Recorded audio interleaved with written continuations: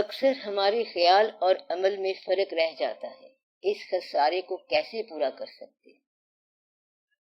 بعض اوقات انسان کا ارادہ نہیں ہوتا اور اس سے نیکی سرزد ہو جاتی ہے، اور بعض اوقات انسان یہ کہتا ہے کہ یہ بات غلط ہے، تب بھی اس سے وہ غلط عمل ہو جاتا ہے۔ اسی لیے الحمدللہ کا لفظ بنا ہے اور استغفر اللہ کا لفظ بنا ہے۔ اگر غلطی کے بعد آپ کی نجات ہو جائے تو اللہ کا شکر ادا کرو، اور اگر اتفاق سے نیکی سرزد ہو جائے تب بھی شکر ادا کرو۔ گناہ اور ثواب آپ کے ذہن کی پسند یا ناپسند کے نام نہیں ہے، بلکہ یہ اللہ کی پسند و ناپسند کو کہتے ہیں۔ آپ جب اپنی زندگی کو اللہ کے حوالے کرتے ہیں یا اسے راضی کرنے کی خواہش کرتے ہیں تو ایک چیز تو بہت ضروری ہے کہ آپ پسند اور ناپسند کو ترک کر دیں۔ جب آپ نے اپنی پسند اور ناپسند کو ترک کیا تو خود بخود ہی اچھا عمل شروع ہو جائے گا۔ عمل کی دو صورتیں ہیں، ایک ہوتا ہے عمل کرنا اور دوسرا ہوتا ہے عمل ہو جانا۔ جب آپ کا اپنا وجود یا آپ کے خیال کا وجود صاف ہو گیا، کلیئر ہو گیا، تو عمل جو ہے خود بخود ہوتا جائے گا۔ جس طرح بعض اوقات ایک آدمی آپ کے سامنے آتا ہے اور وہ دشمن ہو تو اب اسے آپ کو کچھ کہنے کی ضرورت نہیں ہے، بلکہ خود بخود ہی آپ کی طبیعت کو کچھ ہو جائے گا۔ اب یہ عمل کہاں سے پیدا ہوا کہ اس دشمن کا نام سنتے ہی آپ خفا ہو گئے، اور یہ عمل کہاں سے پیدا ہوا کہ کسی کا نام سنتے ہی آپ خوش ہو گئے؟ جس کا نام سن کر آپ خوش ہو گئے وہ دوست ہوتا ہے۔ جب دوست کی خوشبو آ گئی اور دوست کی بات شروع ہو گئی تو آپ خوش ہو گئے۔ گویا کہ آپ کے وجود میں دوست اور دشمن کے لیے عمل میں شامل ہونے کا خیال خود بخود ہی پیدا ہونا شروع ہو جاتا ہے۔ اسی طرح آپ کا وجود اگر وہ خیال تسلیم کر لے جو اللہ کی پسند اور ناپسند کا ہے تو پھر خود بخود ہی عمل ہوتا رہے گا۔ اس لیے محبت والوں کے لیے عمل غیر ہے، عمل کا خیال بھی غیر ہے، اور عمل کی کوشش بھی غیر ہے، اور عمل کا ہو جانا اللہ کا اپنا عمل ہے۔ یعنی کہ ہم نے عمل کیا، مثلا نماز پڑھی تو یہ ایفرٹ ہے، کوشش ہے، جبکہ محبت والے کے لیے کوشش غیر ہے کر کے آتا ہے، جبکہ دوسرا آنے والا دریا کے راستے آ گیا۔ گویا کہ محبت کے اندر ایفرٹ اور کوشش چاہے صحیح ہو پھر بھی اتنی مستحکم نہیں ہوتی ہے۔ اس کا مطلب یہ ہے کہ وجود کو اللہ کے خیال کے ساتھ اتنا منسوب کر دو کہ ایفرٹ تو کرو لیکن ایفرٹ کو بیان نہ کرو، یعنی کہ آپ کو یہ کوشش محسوس ہی نہ ہو۔ جیسے آپ ہر روز دفتر جاتے ہو اور محسوس نہیں کرتے کہ دفتر جاتے ہیں، اس کا مطلب یہ ہے کہ وجود نے یہ تسلیم کر لیا کیونکہ وہاں تو جانا ہی ہے اور بچوں کے لیے کچھ لے کے آنا ہی ہے۔ گویا کہ جب وجود نے تسلیم کر لیا تو یہ پھر محسوس نہیں ہوگا۔ اس لیے آپ اپنے خیال کو سب سے پہلے اپنے وجود میں تسلیم کریں اور وجود میں نافذ کریں، پھر عمل خود بخود ہوتا رہے گا۔ عمل کے لیے کوشش کی کوئی بات نہیں ہے کہ آپ یہ عمل کرو اور یہ کوشش کرو کہ یہ خیال سچا ہے اور یہ خیال جھوٹا ہے۔ اسی طرح سچ ڈھونڈتے ڈھونڈتے تو آپ کی زندگی ختم ہو جائے گی۔ مطلب یہ ہے کہ سچا آدمی جہاں سے بھی گزرے وہاں سچ ہے، اور جھوٹا آدمی جدھر جدھر سے گزرتا گیا جھوٹ ہی پیدا کرتا گیا۔ جھوٹ کو بدبو کہتے ہیں اور سچ کو خوشبو کہتے ہیں۔ اب جہاں سے جو گزرا اس نے وہی اثر چھوڑا۔ اس طرح احساس وجود میں چلتا جاتا ہے۔ آپ اپنے اندر صداقت کا ایک خیال پختہ کر لیں، حتیٰ کہ آپ کا سارا عمل صداقت ہو جائے، پھر آپ کو عمل کے لیے کسی کوشش کی ضرورت نہیں پڑے گی۔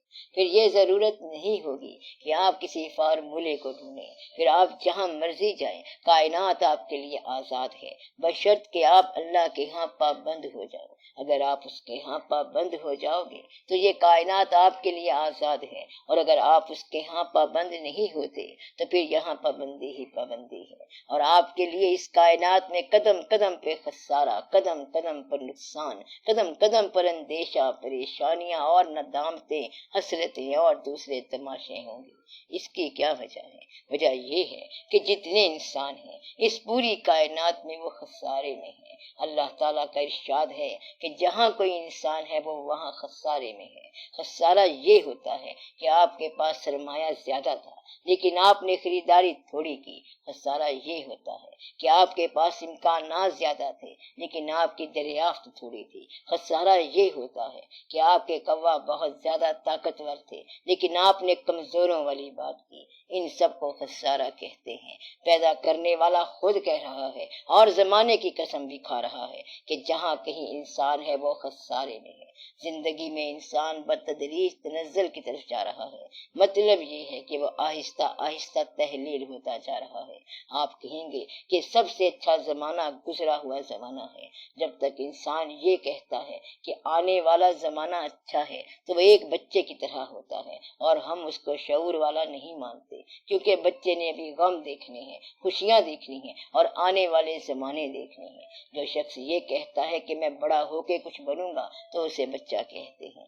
تو وہ شخص جو یہ کہے کہ میں بڑا ہو کے کچھ بنوں گا وہ بچہ ہوتا ہے، اور جو ماضی کو بہتر زمانہ سمجھے وہ بڑا ہوتا ہے۔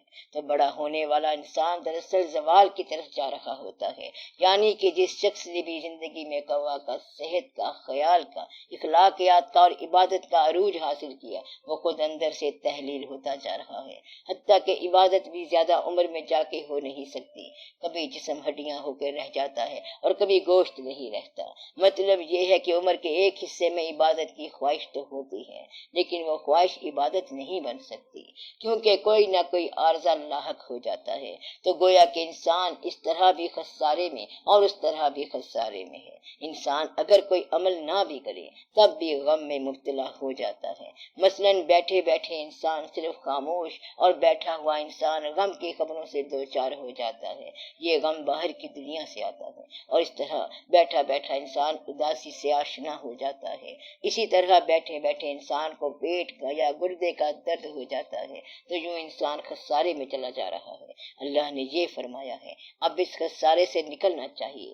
آپ یوں بھی کہہ سکتے ہو کہ اللہ تعالیٰ کی منشائے تخلیق یہ ہے کہ احسن رہے، یعنی احسن تقویم رہے، اور انسان کی حالت یہ ہے کہ یہ اسفل سافلین یعنی بہت ہی برا بن جاتا ہے اور اس طرح خسارے میں چلا جاتا ہے۔ اب خسارے سے نکلنے کا فارمولہ سوائے اللہ کے اور کوئی بیان نہیں کر سکتا۔ یہ مشین جس ادارے نے بنائی ہے اس کو پتا ہے کہ کون کون سا پرزہ کیا کام کرتا ہے اور کہاں کہاں یہ عمل کرتا ہے۔ اللہ نے فرمایا ہے کہ 4 آدمی خسارے سے نکل سکتے ہیں: مومن، صالحین، حق کے مزاج والے اور صبر کرنے والے۔ مومن وہ ہیں جو ایمان لے آئے۔ ایمان لانے کے بعد آپ کے پاس سب سے اچھا عمل یہ ہے کہ حسن عمل ہو اور سلنڈر ہو، یعنی خود کو مکمل طور پر اس کے حوالے کر دیا جائے۔ جیسا کہ ایک کاریگر کسی اینٹ کو کسی اچھی جگہ لگا دیتا ہے تو وہ اینٹ کاریگر سے تو جدا ہو جاتی ہے، لیکن یہ جدائی ہی کامیابی ہے۔ اس طرح مومن خود کو اللہ کے حوالے کر کے کامیاب ہو جاتا ہے۔ تو ایمان کا مطلب ہے ہینڈ اوور کر دینا۔ دوسری چیز ہے صالح عمل کرنا۔ صالح عمل کرنے والے صالحین کے بارے میں شیطان نے کہا تھا کہ میں سب کو گمراہ کر دوں گا سوائے صالحین کے، گویا کہ وہ جو صالح عمل کرتے ہیں۔ اور پھر اللہ کا فرمان ہے کہ وہ شخص جس کا مزاج حق گو ہو گیا، حق آشنا ہو گیا اور حق فہم ہو گیا، تو وہ آپ ہی اس کی آنکھ بن گیا اور وہ خسارے سے باہر نکل آیا۔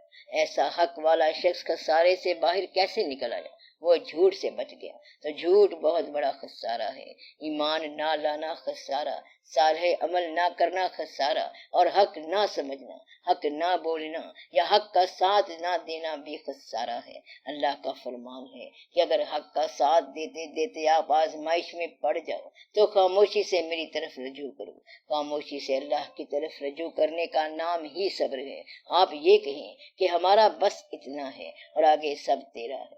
ہمارا کام صرف یہ تھا اور باقی میرا کام نہیں ہے۔ جس طرح زمین میں حل سے لے کر بیج تک کسان کی کوشش ہے اور آگے بارش اور فصل کا ہونا اللہ کی مرضی ہے، جب تک وہ فصل نہیں اگتی تب تک صبر کرو۔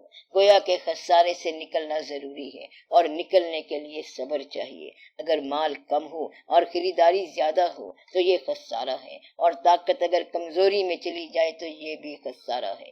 دنیا میں آئے اور پھر چلے گئے تو یہ خسارہ ہے۔ ان چار طرح کے لوگوں کے بارے میں اللہ تعالیٰ نے کہا کہ یہ لوگ خسارے سے باہر آ جاتے ہیں، کیونکہ اکثر انسان پر تو یہ وقت آتا ہی رہتا ہے۔ بعض اوقات اس کا خیال کچھ اور ہوتا ہے لیکن عمل کچھ اور ہو جاتا ہے۔ اس کا ایک ہی طریقہ ہے کہ آپ اپنے وجود کو اس کے ہینڈ اوور کر دو، اپنے خیال کو اس کے ہینڈ اوور کر دو، تب آپ کو وہ ملے گا اور پھر آپ ہر فکر سے آزاد ہو جاؤ گے۔ جو لوگ ایک راستے پر چلتے رہے، ایک خیال میں سفر کرتے رہے اور زندگی میں ایک یکساں مزاج پر قائم رہے، ان کو نیکی کے بارے میں سوچنا نہیں پڑتا اور عمل کرنے کے لیے سوچنا نہیں پڑتا، بلکہ ان کی نیکی خود بخود عمل میں آ جاتی ہے۔ اسے معمول بھی کہتے ہیں اور ہیبٹ بھی، اسے معمول بھی کہتے ہیں اور ہیبٹ یعنی عادت بھی کہتے ہیں۔ اس طرح کی عادت عمل کی پختگی پیدا کرتی ہے، اور عمل کی پختگی یہ ہے کہ عمل تو ہو جائے لیکن آپ کو علم نہ ہو، پتہ نہ چلے، یا وہ آپ کی کوشش سے نہ ہو، یا اسے کرنے میں آپ کو کوئی تکلیف نہ ہو، تو پھر عمل خود بخود ہوتا جاتا ہے، وگرنہ تو یہ ہوتا ہے کہ انسان پھنس جاتا ہے۔ مثلاً وہ سوچ میں پڑ جاتا ہے کہ ہم بھائی کی عیادت کو جائیں کہ نہ جائیں۔ اس طرح سوچنے والے کو چاہیے کہ اسے اپنا بھائی نہ کہے، یعنی جس کا بھائی بیمار ہو اور وہ سوچ میں پڑ جائے کہ عیادت کے لیے جاؤں یا نہ جاؤں۔ اس طرح اگر بھائی غریب ہے تو وہ سوچ میں پڑ جاتا ہے کہ اگر اسے پیسے دوں تو پتہ نہیں وہ واپس کرے کہ نہ کرے۔ بس ایسا شخص بھائی نہیں بن سکتا، کیونکہ سوچ میں پڑ جانے والا اس کا بھائی نہیں ہو سکتا۔ تو اس طرح کے خسارے سے بچنے کا طریقہ یہ ہے کہ آپ اپنے آپ کو حق کے حوالے کرو، سچ کے حوالے کرو، اور اگر راہ مشکل ہو تو اپنے آپ کو صبر کے حوالے کرو اور ہمت والوں میں ہو جاؤ۔ جس کو بہتر کر سکتے ہو کرتے جاؤ اور اپنا ایمان قوی کر لو، کیونکہ ایمان ایک ایسی چیز ہے کہ اگر آپ کو تلوار کی دھار کا سفر کرنا ہو تو سوائے ایمان کے آپ کو سیدھا راستہ نہیں ملے گا اور آپ گر جاؤ گے۔ ایمان کا مطلب ہے کہ پھر آپ کو اندیشہ نہ ہوگا۔ اندیشہ کا معنی ہے تذبذب، یعنی ہم وہاں جائیں کہ نہ جائیں۔ پھر سوچے گا میرا خیال ہے کہ وہاں چلا ہی جائے۔ ایک واقعہ ہے کہ دو پاگل آدمی تھے، انہوں نے پروگرام بنایا کہ آج اچھا موسم ہے، کھیل کود کی جائے، پھر کھیل کی جگہ بنائی اور کھیل میں لگ گئے۔ ایک آدمی نے دیکھا کہ دونوں کھیل رہے ہیں، اس نے کہا کہ پاگل ہیں، تو وہ دونوں کھیل سے واپس آ گئے۔ یعنی پاگل وہ ہے جو یہ کہے کہ لوگ مجھے پاگل نہ کہیں، جبکہ جو خسارے والے لوگ ہیں وہ پیغمبر کو بھی نہیں مانتے، اور جو مومنین ہیں وہ ان سے الگ کھڑے ہوں گے، جو صالحین ہیں وہ الگ کھڑے ہوں گے، جو حق والے ہیں وہ الگ کھڑے ہوں گے، اور صبر والوں کا الگ مقام ہوگا۔ لہٰذا جو پہلی بات نصیحت کی ہے وہ یہ ہے کہ لوگوں کو اپنے لیے رائے کا سرچشمہ نہ بنانا، ورنہ برباد ہو جاؤ گے۔ اور دوسری بات یہ ہے کہ اپنی ڈیلی لائف میں سے جھوٹ کو ایسے نکالو اور اتنی کوشش سے نکالو کہ جیسے تم کائنات سے شیطان کو نکال رہے ہو۔ آپ جھوٹ کو مکمل طور پر چھوڑ دو، چھوٹے چھوٹے جھوٹ بھی چھوڑ دو، تاکہ تمہاری زندگی میں سچ داخل ہو جائے، اور جب سچ داخل ہو جائے گا تو زندگی خود بخود سچ میں ڈھلتی چلی جائے گی۔ اگر حق بیان کرنا پڑے تو آپ کو صداقت کے بیان میں تذبذب نہ آئے۔ صداقت کا مطلب ہے کہ جھوٹ کو برملا جھوٹ کہو اور سچ کو برملا سچ کہو، اور نہ سمجھ آنے والی بات کو برملا نہ سمجھنے والی بات کہو۔ تذبذب میں نہ پڑنا، ورنہ یہ تلوار کی دھار ثابت ہوگا اور آپ کو گرا دے گا۔ اس طرح آپ کا سفر نہیں ہوگا۔ سفر جو ہے مست آدمی سفر کرتا ہے، جنون والا آدمی سفر کرتا ہے، اور وہ سفر کرتا ہے جو ایک خیال میں گم ہے۔ کسی ایک خیال میں گم ہو جاؤ تو آتش حرام ہو جاتی ہے۔ تو اصل کامیابی ہی یہی ہے کہ انسان ایک خیال میں گم ہو جائے۔ گویا کہ خیال اگر دنیا کے لیے ہے تو پریشانی ہی رہے گی۔ مثلاً مکان آپ نے دنیا کے لیے بنایا تو مکان کے اندر نقص ہی نقص نکالے جائیں گے۔ اگر آپ نے اپنے لیے بنایا تو پھر آپ خود ہی اس کو داد دو، اور اگر خدا کے لیے بنایا تو پھر انتظار کرو، اس کا فیصلہ خود ہی ہو جائے گا۔ گویا کہ یہ ایک اہم بات ہے کہ آپ اپنے عمل یا اپنے حسن عمل یا اپنے عمل صالح یا عمل وجود کو لوگوں کے اوپینین کی ضرورت اور داد کا محتاج نہ بناؤ۔ آپ اپنے عمل کی جس سے داد لینا چاہتے ہو اس شخص میں صداقت ہونی چاہیے، یا پھر آپ اللہ سے اپنے عمل کی داد وصول کرو تو آپ اللہ کی رحمت کا صبر سے انتظار کرو۔ سچ کی راہ میں کہیں کوئی مشکل آ جائے تو وہاں صبر سے گزر جاؤ، یعنی خاموشی سے گزر جاؤ۔ صبر کا معنی یہ ہے کہ مشکل تو ہو لیکن بیان نہ ہو۔ جن لوگوں نے مشکلات کا بیان لوگوں کے سامنے کیا، دراصل انہوں نے اپنی مشکلات میں اضافہ کیا۔ حال ہی کا شعر ہے، مصیبت کا ایک ایک سے احوال کہنا، مصیبت سے ہے یہ مصیبت زیادہ۔ تو دوسروں کو بتانے سے مصیبت بڑھ جاتی ہے، اور مصیبت پر اس لیے خاموش رہنا کہ اللہ دیکھنے والا ہے اور وہ دیکھ رہا ہے، تو یہ صبر کا مقام ہے۔ اپنے آپ کو صبر میں رکھو، حق گوئی میں رکھو، اپنے آپ کو صالح عمل کے لیے مقرر کر دو اور ایمان کو قائم رکھو۔ ایمان قائم ہونے کا مطلب یہ ہے کہ خود کو اس کی تحویل میں دینا، اور پھر تکمیل ہو جاتی ہے، یعنی کہ تحویل کے ساتھ ہی تکمیل ہے، بس پھر انسان خسارے سے نکل کر سرفراز ہو جاتا ہے۔ آپ کی یہ ایک زندگی ہے اور وہ ضائع ہو جائے گی اور آپ کے کام کی نہیں رہے گی، یعنی زندگی آپ کے ہاتھ سے نکلی چلی جا رہی ہے۔ زندگی ایسے ہے کہ آپ کے ہاتھ میں برف کی طرح پگھل رہی ہے، اب آپ کسی کو پانی ہی پلا دیں، کیونکہ جس برف کو آپ ہاتھ میں پکڑ کر لے جا رہی ہیں یہ تو ختم ہو جائے گی۔ گویا کہ زندگی نے تو ٹھہرنا نہیں، کیوں نہ پھر یہ اپنے اصل مقام پر ہی گرے تاکہ کل ایک واقعہ بن جائے۔ گویا کہ اگر کوئی آپ سے کسی نیک مقصد کے لیے زندگی طلب کرے تو پھر وہاں پر زندگی کی قیمت نہ لگاتے رہنا۔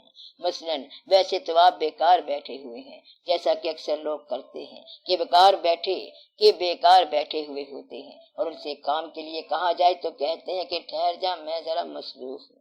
جس طرح کوئی وکیل فارغ بیٹھا ہوا شعر پڑھ رہا ہوتا ہے، اور جب اسے کہا جاتا ہے کہ مقدمے کے لیے مشورہ چاہیے تو وہ کہتا ہے کہ اس مقدمے والے سے من مانی قیمت وصول کر لینی چاہیے، حالانکہ وہ غریب آدمی کہتا ہے کہ میرے ساتھ اس طرح کر لیں، مگر وکیل صاحب نہیں مانتے۔ اس طرح انسان زیادتی کر جاتا ہے۔ آپ اپنی زندگی کو اللہ کی طرف سے عرصہ انعام سمجھ کے، خدا کا فضل سمجھ کے خدا کے کسی کام میں لگا دو۔